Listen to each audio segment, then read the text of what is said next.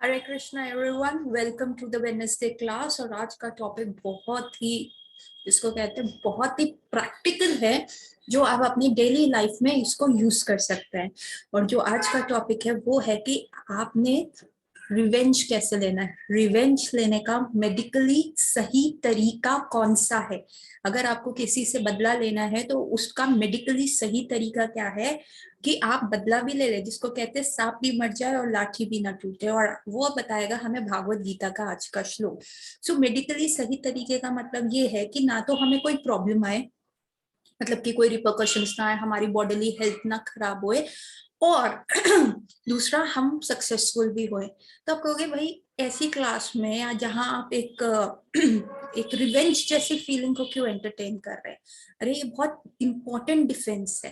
देखिए, the best thing जो revenge का होता है ना, कि आपको प्रिडिक्टेबल नहीं होना होता। अगर आप प्रिडिक्टेबल हो गए तो आपका जो रिवेंज लेने का तरीका है ना वो खराब हो जाता। जैसे जैसे क्लास बढ़ेगी आपको समझ में आएगा। फॉर एग्जाम्पल, जैसे दुर्योधन था। दुर्योधन कितना ज्यादा पांडवों को परेशान करता था। इवन इन महाभारत का जब वॉर भी हुआ तब भी दुर्योधन ने पांडवों के साथ बहुत ज्यादा, जिसको कहते, चीटिंग की। और उनको पता था पांडव लड़ रहे हैं, धर्म के हिसाब से लड़ेंगे।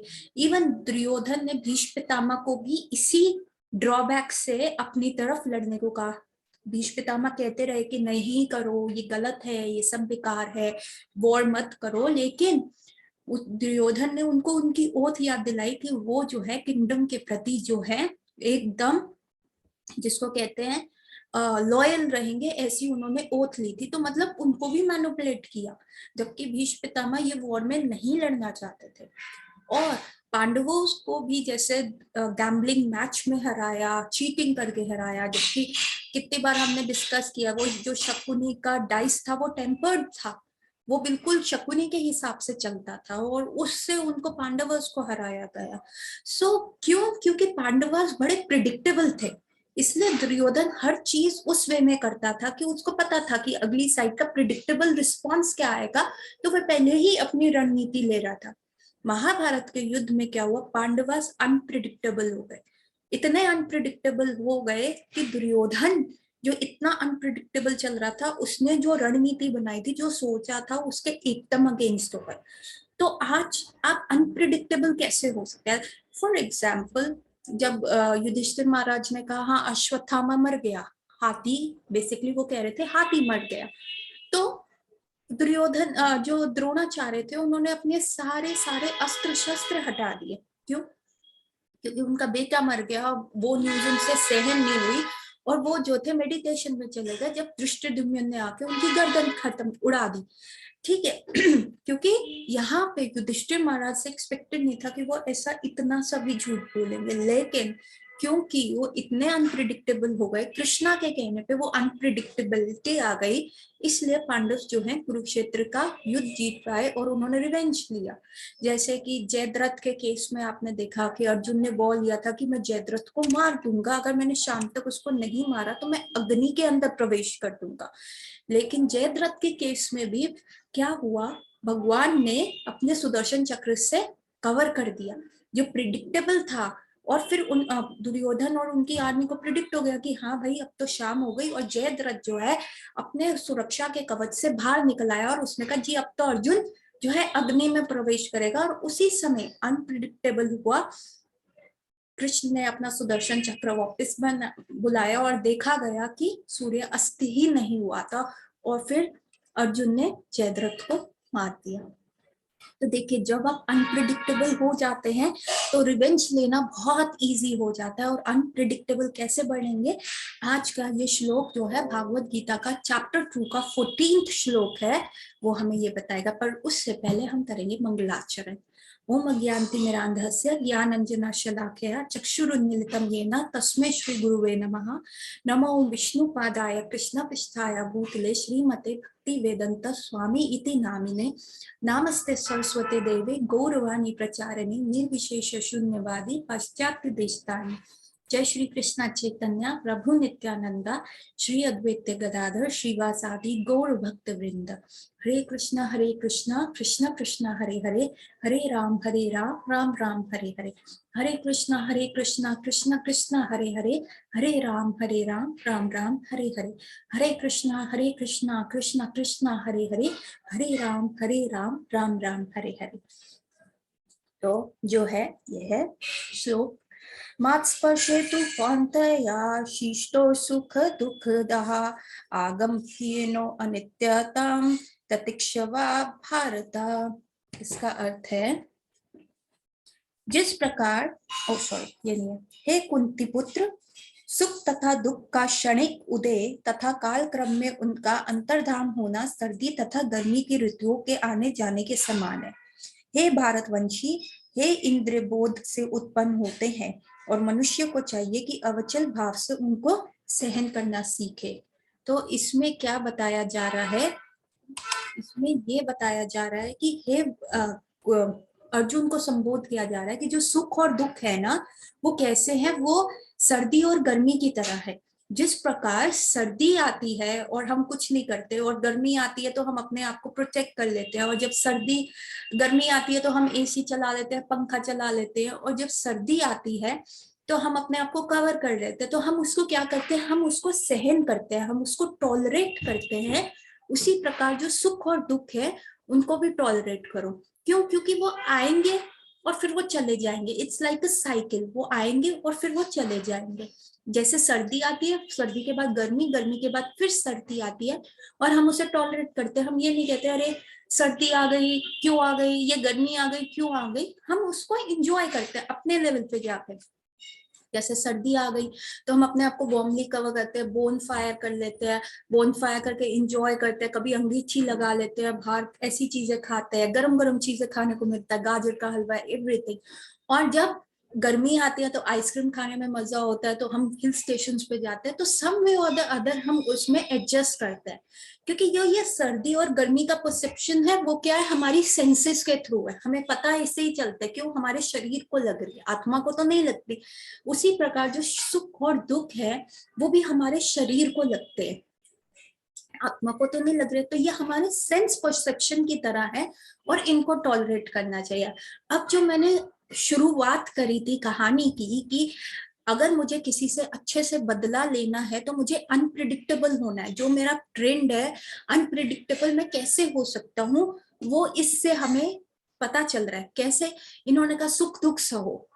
सुख दुख सहने से आप अनप्रिडिक्टेबल कैसे बन जाओगे? सुख दुख सहने से आप अनप्रिडिक्टेबल ऐसे बन जाओगे कि आप टॉलरेट कर पाओगे। ठीक है, जब आप में टॉलरेंस आती है, जब आप में सुख आ रहा है, वो कह रहे सुख को भी टॉलरेट करना। कितनी इंपॉर्टेंट बात है यहाँ पे, सुख को भी टॉलरेट करने को कहा गया। और चलो दुख को तो आपके पास कोई ऑप्शन नहीं है, आपको टॉलरेट करना पड़ेगा, लेकिन सुख को भी टॉलरेट करना है। अब ये हम डिटेल में डिस्कस करेंगे कैसे सुख और दुख को टॉलरेट करने से ही हम अनप्रिडिक्टेबल बन जाते हैं। पहले हम शिला प्रभुपाद का जो है तात्पर्य पढ़ेंगे। तात्पर्य शिला प्रभुपाद द्वारा। शिला प्रभुपाद की जय। कर्तव्य निर्वाह करते हुए मनुष्य को सुख तथा दुख के क्षणिक आने जाने का सहन करने का अभ्यास करना चाहिए। वैदिक आदेश अनुसार मनुष्य को माघ जो जनवरी फरवरी के मास में भी प्रातः काल स्नान करना चाहिए। उस समय अत्यधिक ठंड पड़ती है, किंतु जो धार्मिक नियमों का पालन करने वाले हैं वे स्नान करने में तनिक भी झिझकते नहीं है। इसी प्रकार एक गृहिणी भीषण से भीषण गर्मी की ऋतु में मई जून के महीनों में भी भोजन पकाने में हिचकिचाती नहीं है। जलवायु संबंधी असुविधाएं होते हुए भी मनुष्य को अपना कर्तव्य निभाना होता है।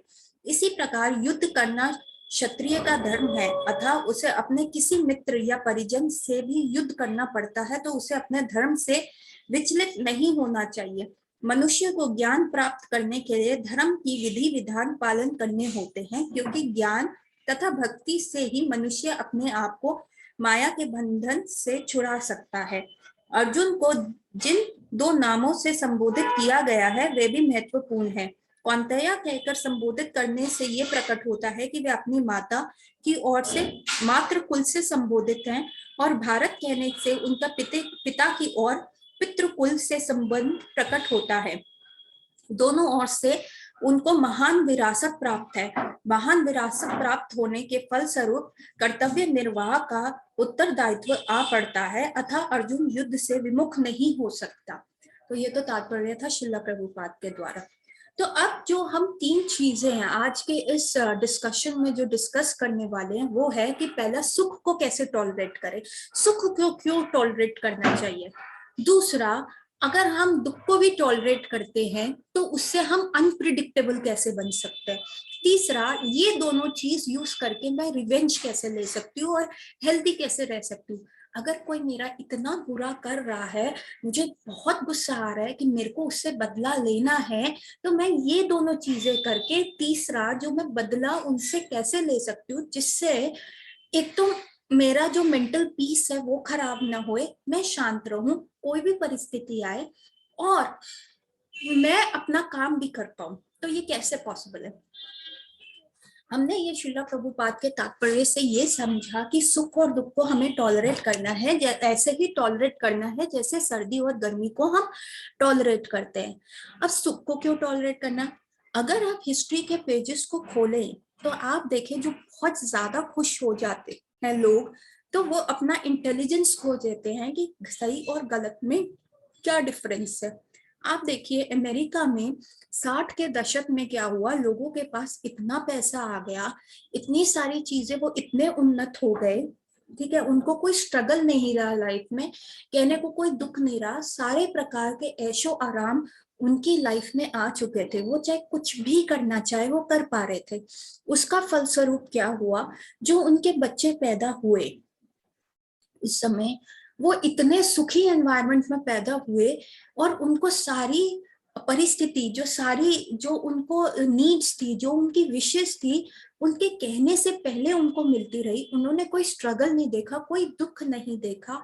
तो उससे क्या हुआ कि वो हिपीज बन गए। हिपीज का मतलब हुआ कि उन्होंने सारे नियम तोड़ने शुरू कर दिए। उनको लगा लाइफ ऐसे ही है, रिलैक्स्ड है, और उन्होंने वीड्स लेना शुरू कर दिया, शराब पीना शुरू कर दिया, नग्न अवस्था में इधर उधर सड़क पे संभोग करना शुरू कर दिया, कुछ भी कर सकते थे वो।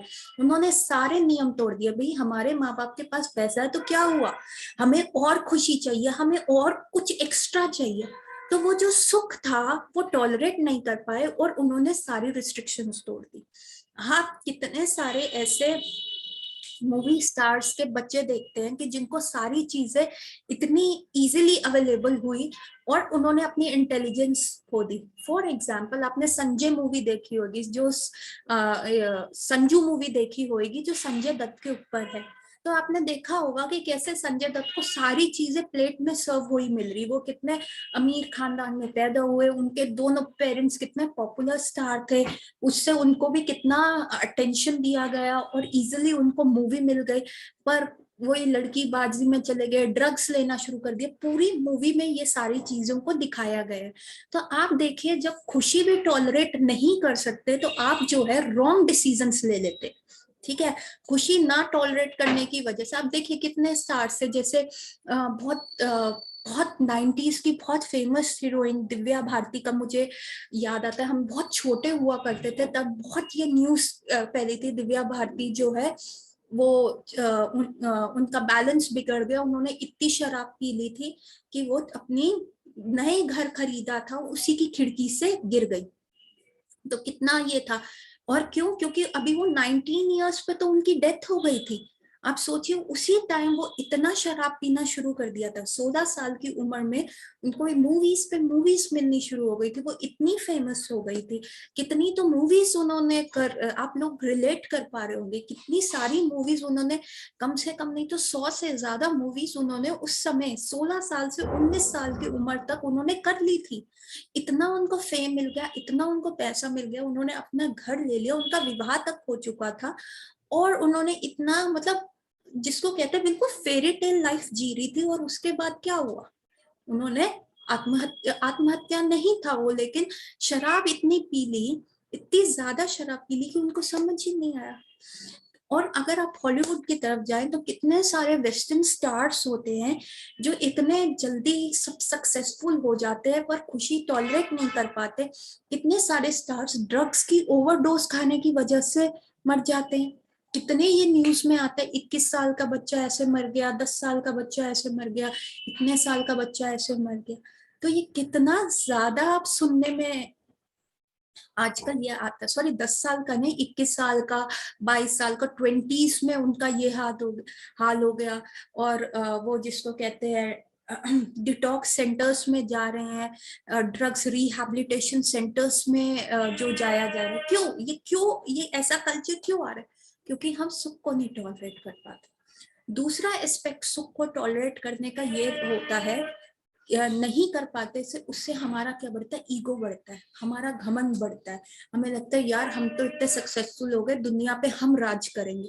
और उससे क्या होता है, हम गलत फैसले लेते हैं। हम किसी को, हमारा रिलेशनशिप में भी खराबी आ जाती है। हम किसी को कंसिडर ही नहीं कर पाते कि नहीं, उसकी स्ट्रगल को हम अप्रिशिएट ही नहीं कर पाते, हम अपने में ही चढ़ते रहते हैं। जैसे मैंने एक पेशेंट को आपका एक केस बताया था, पहले बहुत बार बता चुकी हूँ ये केस, कि एक बच्चा था जिसको एकदम अल्टीमेट फ्रीडम मिल गया और उसके पेरेंट्स अपने आप में इतने बिजी हो गए कि उसको छोड़ ही दिया। और उसने ऐसे रॉन्ग डिसीजंस लेने शुरू कर दिए कि जिसकी वजह से एक एज पे आके, 25 साल पे आके उसका नर्वस ब्रेकडाउन हो गया।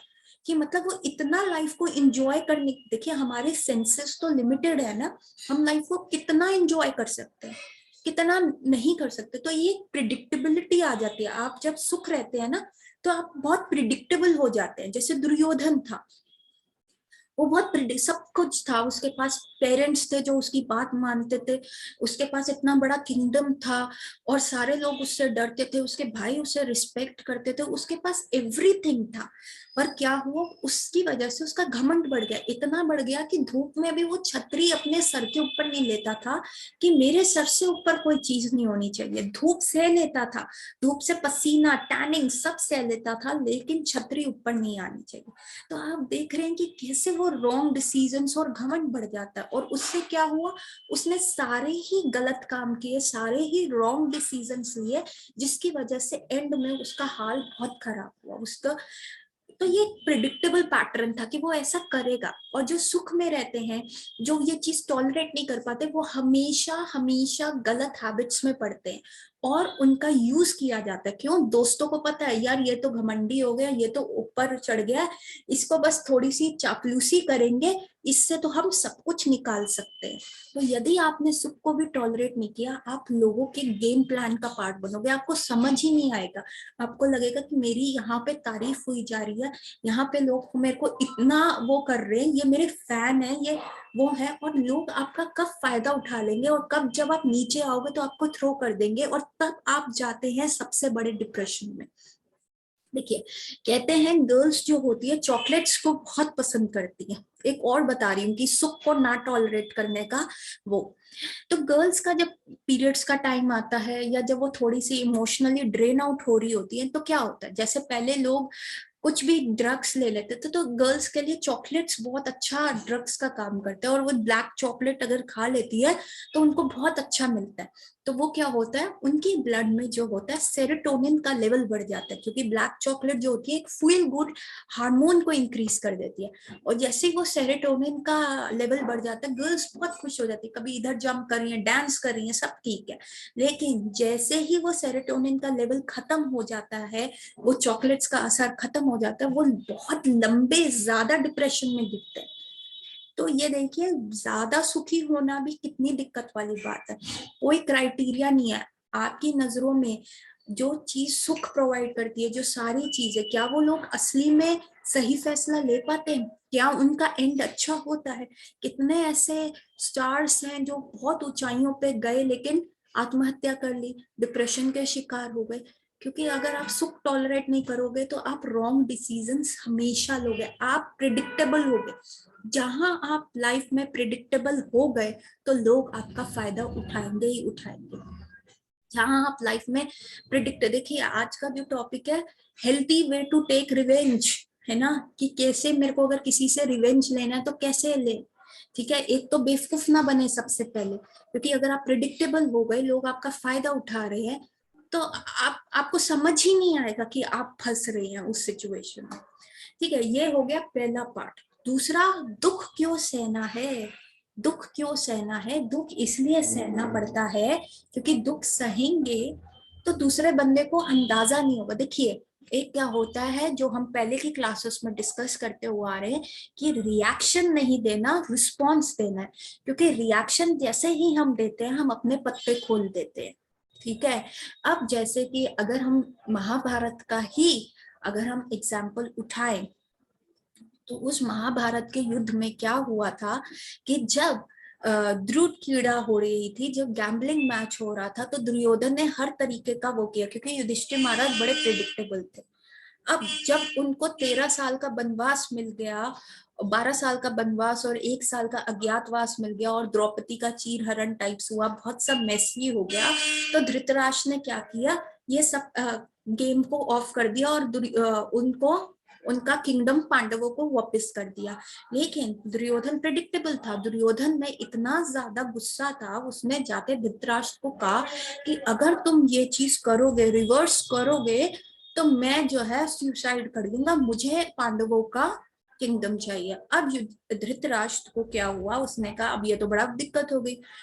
पुत्र मोह में, ही वॉज प्रिडिक्टेबल, पुत्र मोह में, और उन्होंने डिसीजन गलत ले लिया। उन्होंने फिर युधिष्ठिर महाराज को कहा कि आओ आप दोबारा से वो करो, गेम खेलो, और फिर जो होगा देखा जाएगा।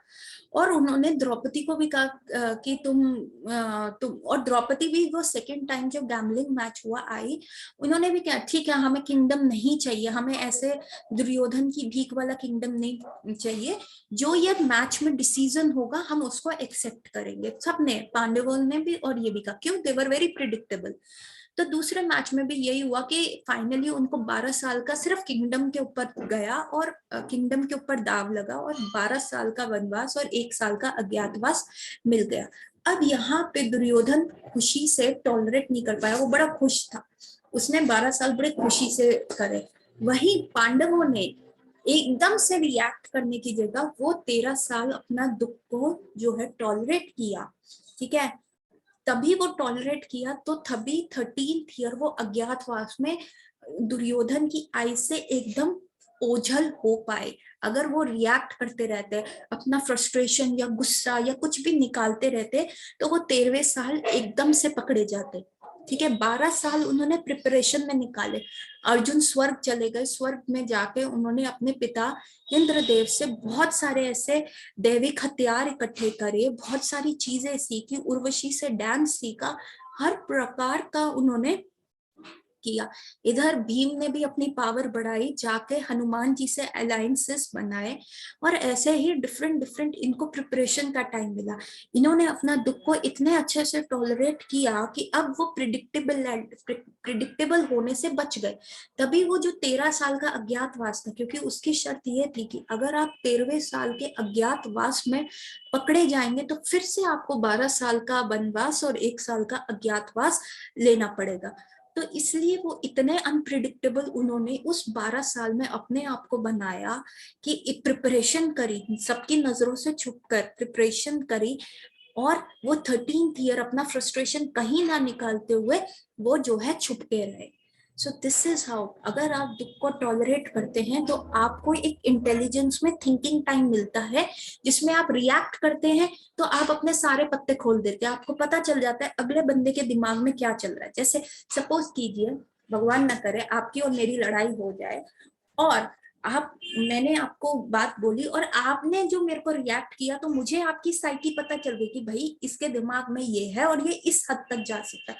आपने तो अपने पत्ते खोल दिए, और मुझे पता चल गया कि मुझे किस वे में डिफेंड करना है, मुझे कितना प्रिपेयर करना है, मुझे वो प्रिपरेशन टाइम मिल गया।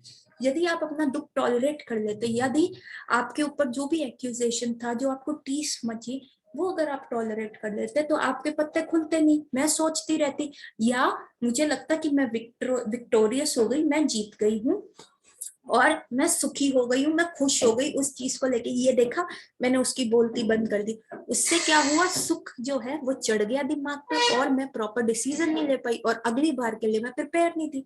जैसे दुर्योधन जो था, सिर्फ उसका फोकस भीम पे था, वो पूरे टाइम भीम को मारने का प्रैक्टिस करता रहा, क्योंकि उसको इतना घमंड था कि सिर्फ एक भीम ही कांटा है, बाकी वो तो मैं यूं हटा दूंगा। इसीलिए उसका प्रिपरेशन जो था हमेशा कम रहा। क्यों? क्योंकि उसकी इंटेलिजेंस ने साथ नहीं दिया। और यहाँ पांडवास ने दुख को टॉलरेट किया, तो पांचों पांडव अपने वे में पावरफुल होते रहे, द्रौपदी भी वहां पे पावरफुल होती रही। तो आप देख पा रहे हैं कि कैसे पांडव जो बहुत प्रिडिक्टेबल थे अपने गुड बिहेवियर की तरह, अनप्रिडिक्टेबल हुए क्योंकि उन्होंने दुख को सहा।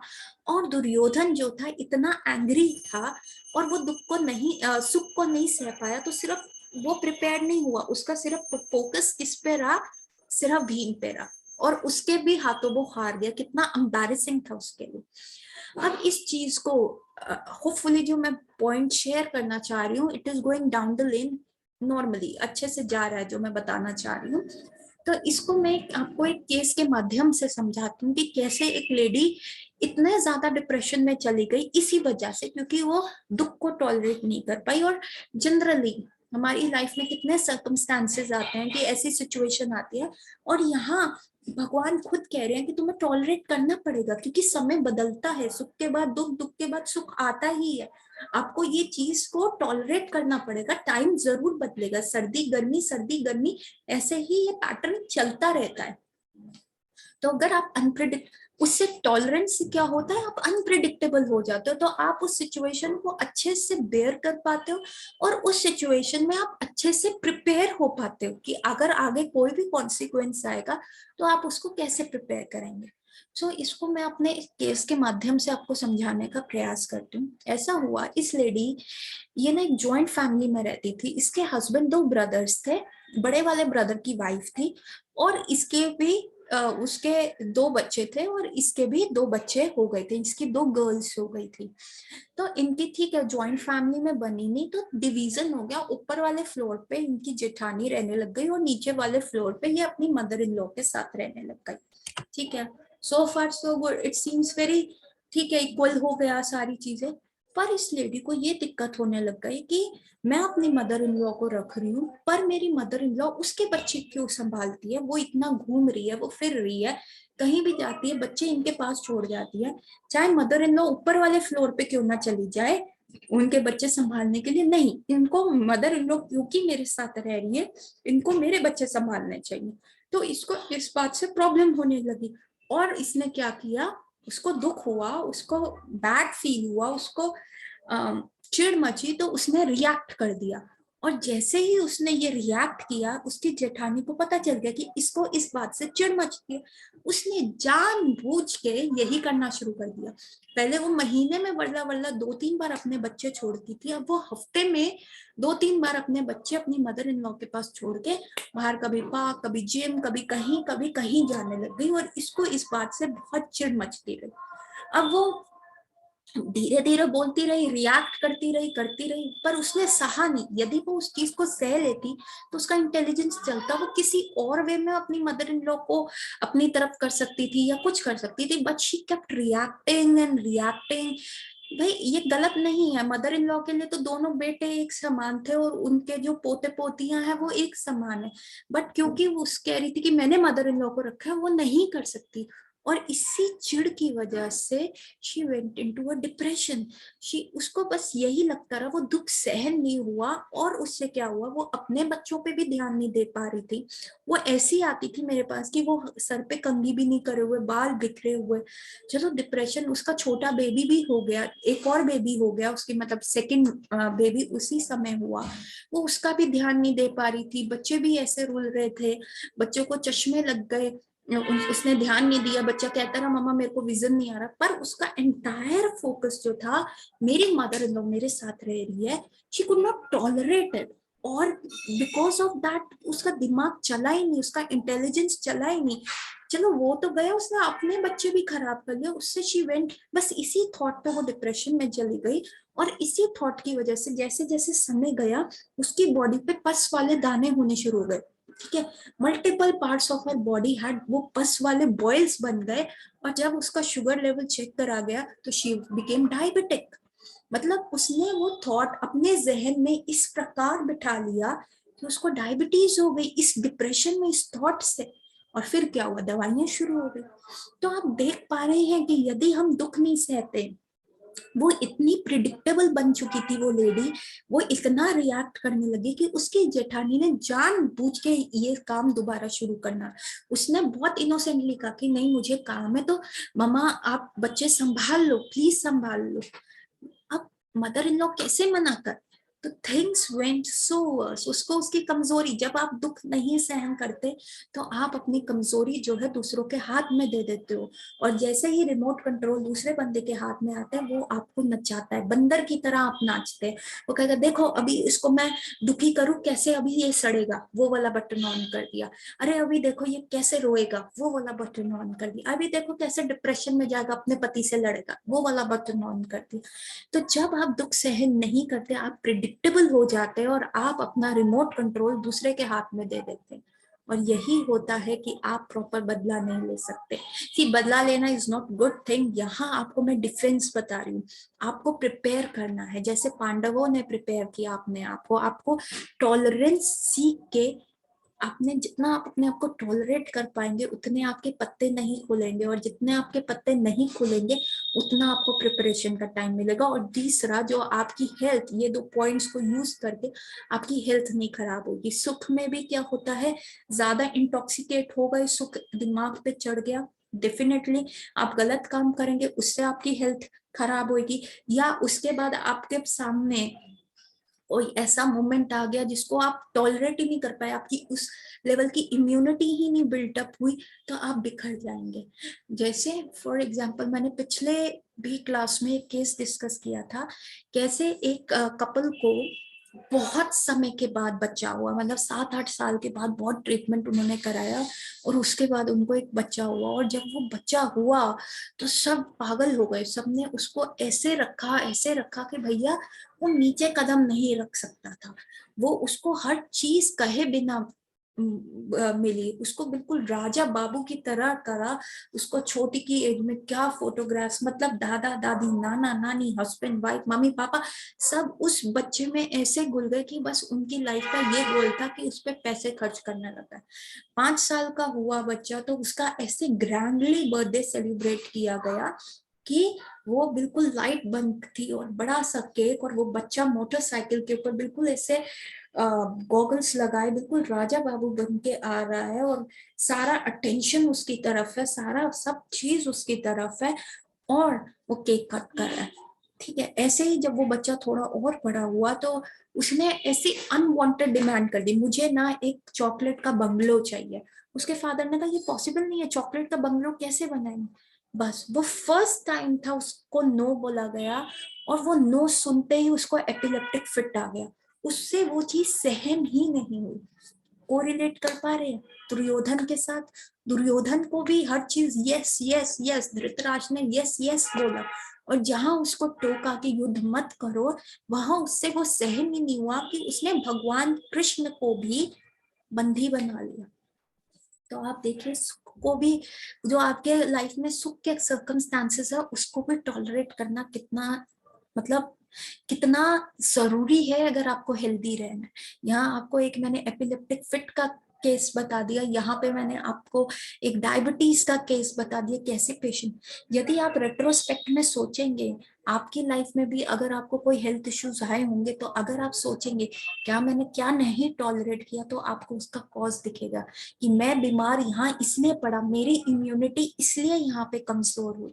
अब जैसे कोरोना टाइम में भी मैंने आपको एक केस बताया था कि कैसे एक अंकल थे जो बहुत, मतलब जिसको कहते हैं ना, थ्रू आउट लाइफ उन्होंने गवर्नमेंट जॉब करी, अपने आप को बहुत अच्छे से हैंडसमली तैयार होके हर चीज बहुत मस्त तरीके से जाते थे, शर्ट एकदम आयरन, हर चीज एकदम प्रेस, ऐसे करके जाते थे। उनकी ठाट थी, क्या कहते हैं, ऑफिस में उनको बीपी रहता था, उनको गुस्सा आता था क्योंकि वो हर चीज काम करवाने वाले थे, पर उन्होंने बीपी को भी इग्नोर किया। अरे यार ये बीपी मेरा क्या करेगा।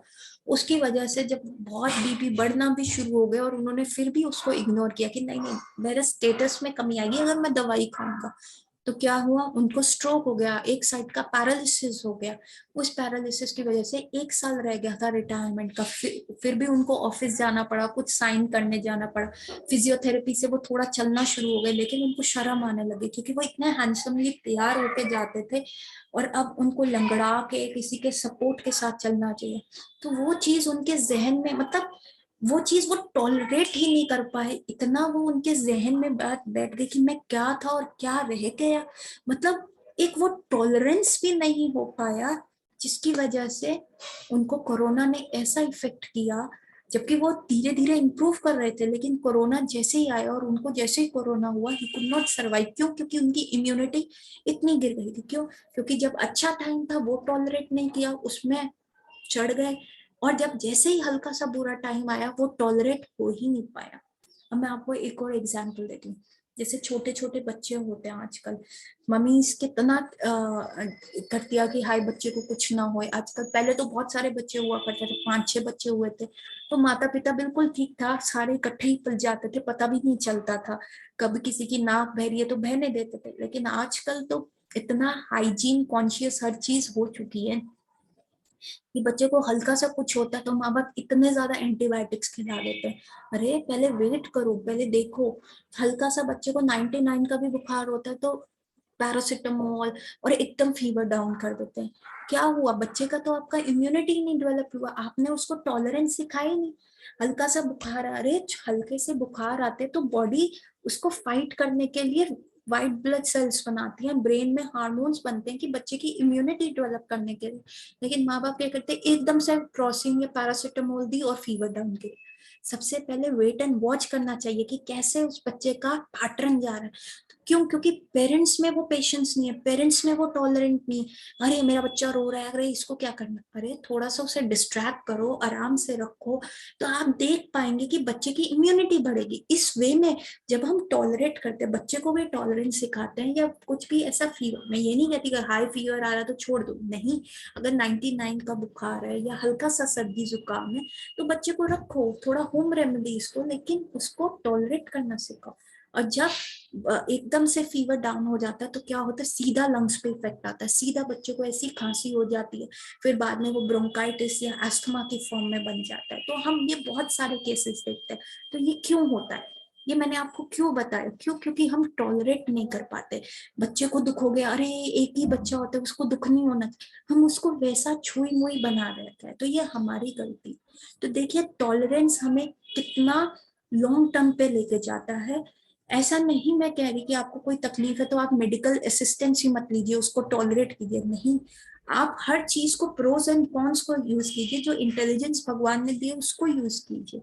तो आपको पता चलेगा कि टॉलरेंस आपको कहाँ यूज करनी है, किस चीज को टॉलरेट करना है, कैसे आप जो है अपने आप को भी हेल्दी रख सकते हैं उस वे में। और कोई भी ऐसे एसिडिक सिचुएशन होती है या कोई भी ऐसी सिचुएशन होती है जहाँ अगला बंदा आपको हर्ट कर रहा है, कुछ कर रहा है, वो आपको बार बार प्रिक कर रहा है, आपकी प्रिडिक्टेबल नेचर को बार बार प्रिक कर रहा है, तो आप एकदम से रिएक्ट करके अपने पत्ते मत खोलिए, अपनी प्रिपरेशन कीजिए। कई बार चुप रहने से बहुत अच्छी प्रिपरेशन हो जाती है। तो आप देखिए, ये तो एक बहुत ब्रॉड एस्पेक्ट में मैंने बताया, ठीक है। आप अगर रिलेट कर पाएंगे अपने लाइफ सिचुएशन से तो आप देखेंगे कि जब भी आप बीमार पड़े तो आपने क्या एक इमोशन है जो उसको टॉलरेट नहीं किया, उस इमोशन को अपने ऊपर हैवी होने दिया। बीमारी ऐसे ही नहीं आती। देखिए, भगवान ने बॉडी बिल्कुल छुई मुई नहीं बनाई, बॉडी बहुत स्ट्रांग बनाई है भगवान ने। आप देखिए कुत्ते बिल्लियों को तो कोई हॉस्पिटल में नहीं जाना पड़ता, या जू में ही चाहिए होता है कुत्ते बिल्लियों को हॉस्पिटल, या टाइगर्स को हॉस्पिटल। जंगल में तो ये लोग आराम से घूमते फिरते हैं, कैसे इनको कोई बीमारी नहीं होती। इनका भी तो भौतिक शरीर है, इनका भी तो पंच भूत से बना हुआ शरीर है, तो इनको क्यों बीमारियां नहीं होती? क्यों? क्योंकि ये नेचुरल हीलिंग में जाते हैं। इनको कोई भी दिक्कत आती है तो नहीं नेचर के वे में ये अपने आप को हील करते हैं। हम क्या करते हैं, हम रिएक्ट करते हैं, हम एक इमोशन को, कोई भी सिचुएशन में आया हुआ किसी भी इमोशन को इतना ज्यादा अपने जहन में बिठा लेते हैं कि हमें बीमारी आ जाती है। जैसे मैंने कहा, वो लेडी जो थी उसको बस यही था, अपने बच्चे भी उसने छोड़ दिए, खुद भी ख्याल नहीं रख ली, और वहां पे बस मेरी जेठानी के बच्चे मेरी मदर इन लॉ क्यों संभाल, उसने वही थॉट को जहन में बिठा लिया, इसको टॉलरेट नहीं किया और कितना ज्यादा नुकसान कर दिया, अपनी फैमिली लाइफ भी खराब कर दी और साथ के साथ अपना डिसीज आ गया। तो सबसे इम्पोर्टेंट है कि वर्ड आपने टॉलरेट करना है। आपने एक छोटी रेस नहीं खेलनी, आपने एक लंबी रेस खेलनी है। और लंबी रेस कैसे खेलनी है, जब आप टॉलरेट करेंगे, आप किसी भी सिचुएशन को अपने ऊपर हेवी नहीं होने देंगे। टॉलरेंस का मतलब ये नहीं होता कि आप रिएक्ट नहीं कर रहे पर वो चीज आपके दिमाग में घूमती जा रही है, नहीं, वो आपको अपने दिमाग से भी बाहर निकालनी है। टॉलरेट का असली मीनिंग ये होता है कि वो वाला थॉट जो है आपके दिमाग से भी बाहर होना चाहिए, वो आप पे हावी नहीं हो रहा, वो आपको प्रॉब्लम में नहीं डालेगा, तब आप में मेंटल पीस आएगा। Tolerance means that, tolerance does not mean कि कोई अत्याचार कर रहा है या कोई गलत कर रहा है तो उसके खिलाफ आवाज नहीं उठाना, उसके खिलाफ आप दबते रहना, नहीं, आपने बहुत माइंड इंटेलिजेंस को यूज करके करना है। और ये इंटेलिजेंस हम कैसे डेवलप करेंगे, माइंड के हिसाब से नहीं चलना, जैसे हमने पिछली क्लास में डिस्कस की, माइंड के हिसाब से नहीं चल के, बल्कि भगवद गीता से इंटेलिजेंस डेवलप करके हमें आगे बढ़ना है। तो अत्याचार नहीं सहना, अपने प्रोज एंड कॉन्स पेपर पे लिखिए, और कोई भी थॉट को अपने ऊपर हावी नहीं होने देना। कोई भी थॉट को आपके जहन में बैठ के आपके अंदर जेनेटिक चेंजेस या आपके अंदर ऐसी आपकी बॉडी को डिजेनरेट करे, खराब करे, वो वाली चीज नहीं करनी। टॉलरेट का मतलब ही होता है आपने अपने आप को प्रिपेयर करना है हर चीज में। With this, I will like to end my class. यदि कोई भी प्रश्न हो तो कृपया चैट बॉक्स में लिखिएगा और प्रयास करेंगे कि हम उसके आंसर दें। अगली बार फिर देखते हैं कि भागवत गीता हमारे लिए क्या नया विजडम लेके आ रही है जो हमें हेल्दी, वेल्दी और वाइज रखेगा। तो क्लास खत्म करने से पहले 3 बार हरे कृष्ण महामंत्र बोलेंगे और we will end the class. Hare Krishna Krishna Krishna Hare Hare, Hare Ram Ram Ram Hare Hare, Hare Krishna Krishna Krishna Hare Hare, Hare Ram Ram Ram Hare Hare, Hare Krishna Krishna Krishna Hare Hare, Hare Ram Ram Ram Hare Hare Krishna everyone. अब हम नेक्स्ट क्लास नेक्स्ट वेडनेसडे मिलेंगे। हरे कृष्णा।